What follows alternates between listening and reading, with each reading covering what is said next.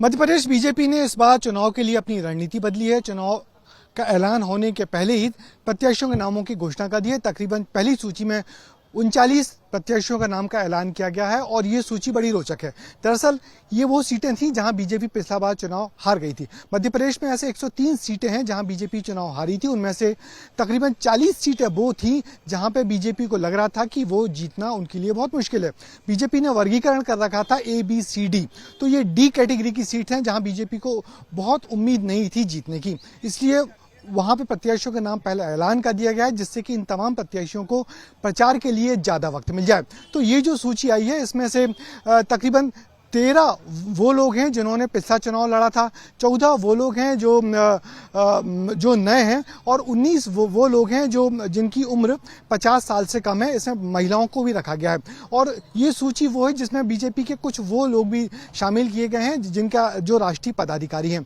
तो सोचा यही गया है कि इन लोगों को ज़्यादा मौका मिल जाए, जिससे कि इनको प्रचार के लिए वक्त मिल जाएगा तो प्रचार अच्छे तरीके से कर पाएंगे। मगर बीजेपी की रणनीति उसके लिए भारी भी पड़ सकती है, क्योंकि बीजेपी के लिए एक तरीके से पहले अपने पत्ते खोल देने वाली रणनीति कही जाएगी। कांग्रेस इन सीटों पर फिर से, चूंकि उसके पास तो सीटें थी, मगर इन सीटों पर बेहतर प्रत्याशी इन प्रत्याशियों को खड़ा करके उतारेगी। हालांकि बीजेपी के जो प्रदेश अध्यक्ष हैं उनका कहना है कि ऐसा नहीं है। बीजेपी ने सोच समझ के इन प्रत्याशियों का ऐलान किया है। एक दिन पहले जब केंद्रीय चुनाव समिति की बैठक दिल्ली में हुई थी, तब लग रहा था कि चुनाव समिति की बैठक तभी होती है जब प्रत्याशियों के चयन की सूची जारी होनी होती है। मगर आज तक नहीं लग रहा था कि प्रत्याशियों के नामों का ऐलान हो जाएगा। मगर उस मीटिंग में जो D कैटेगरी की सीट थी उन पर तय कर लिया गया था कि इनके नामों का जितने जल्दी हो सके ऐलान कर दिया जाए। कल रात की मीटिंग के खत्म होने के बाद आज दोपहर 4 बजे इन नामों का ऐलान कर दिया गया है।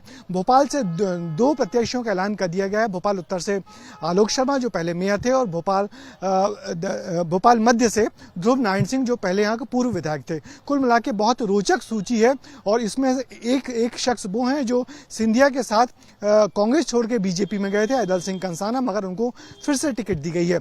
जो बीजेपी के जो अनुसूचित जाति के प्रकोष्ठ के राष्ट्रीय अध्यक्ष हैं लाल सिंह आर्य, जो मध्य प्रदेश सरकार में पूर्व मंत्री हैं, उनको भी टिकट दी गई है और 3 महिलाओं को टिकट दी गई है, जिसमें एक चाचौड़ा सीट से प्रियंका मीणा को टिकट दी गई है। उनके पति IRS थे और उनको इस बार टिकट दी गई है। कुल मिला के बीजेपी ने उन प्रत्याशियों को उतारा है और जिनसे उम्मीद की जा रही है कि वो एग्जिस्टिंग जो कांग्रेस के प्रत्याशी हैं उनको ज्यादा टक्कर देंगे। अब देखना यह है बीजेपी की सूची कितनी कारगर साबित होती है और इस सूची का विनिंग परसेंटेज कितना होता है।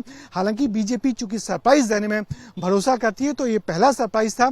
दूसरी सूची कब जारी होगी इस बारे में अभी कोई नहीं कह सकता, क्योंकि आने वाले दिनों में बीजेपी के बड़े प्रोग्राम मध्य प्रदेश में है। अमित शाह 19 और 20 को भोपाल आ रहे हैं, 20 को बीजेपी की विस्तारित कार्य समिति की बैठक है और इन तमाम जगहों पर बीजेपी लगातार सोच विचार करके उम्मीदवार उतार रही है। कैमरामैन होमेन के साथ ब्रजेश राजपूत, ABP न्यूज, भोपाल।